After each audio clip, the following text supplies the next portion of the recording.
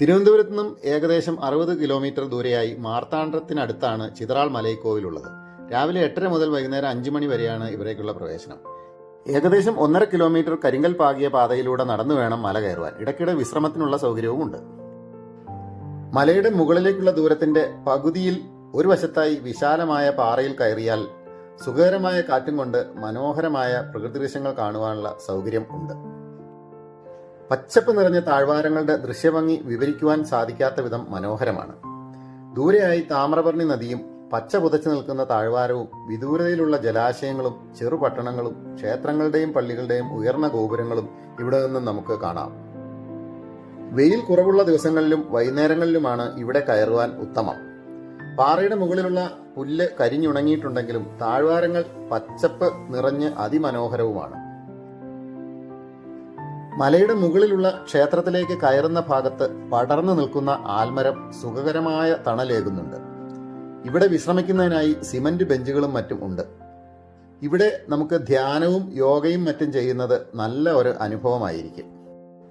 ഏറ്റവും മുകളിലായി അധികം കാലപ്പഴക്കം തോന്നാത്ത ഒരു നിർമ്മിതിയുണ്ട്. ഇതിനുള്ളിലേക്ക് കയറണമെങ്കിൽ ചെറിയ ഉയരം കുറഞ്ഞ വഴിയിലൂടെ നൂഴ്ന്നു കയറണം. ഉള്ളിലെത്തിയാൽ മേൽക്കൂരയില്ലാത്ത ഇടുങ്ങിയ ഒരു മുറിയാണ് നമുക്ക് കാണാൻ സാധിക്കുക.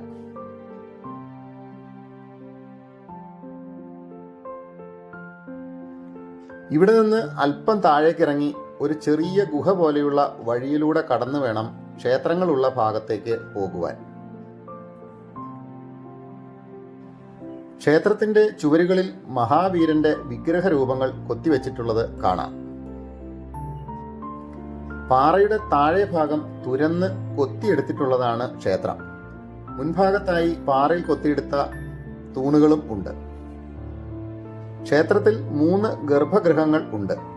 ഇവയിൽ വർദ്ധമാന മഹാവീരന്റെയും പാർശ്വനാഥന്റെയും പത്മാവതിയുടെയും പ്രതിഷ്ഠകളുണ്ട്. ക്ഷേത്രത്തോട് ചേർന്നുള്ള പാറയിൽ പുരാതന ലിപിയിൽ എഴുതിയിട്ടുള്ള ശിലാലിഖിതങ്ങൾ നമുക്ക് കാണാം.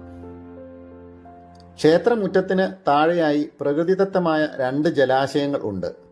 ഉയർന്ന മലയായിട്ടും കടുത്ത വേനൽക്കാലത്ത് പോലും ഇവിടെ ശുദ്ധജലം ലഭിക്കുന്നുമുണ്ട്.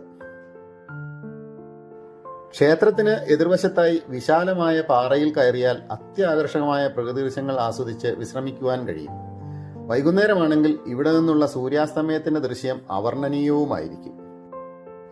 9-ാം നൂറ്റാണ്ടിലെന്ന് കരുതപ്പെടുന്ന ഈ ജൈനക്ഷേത്രവും പരിസര പ്രദേശങ്ങളും ആർക്കിയോളജിക്കൽ സർവേ ഓഫ് ഇന്ത്യയുടെ സംരക്ഷണയിലാണ് ഇപ്പോൾ ഉള്ളത്.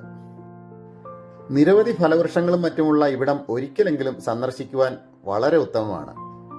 Good bye.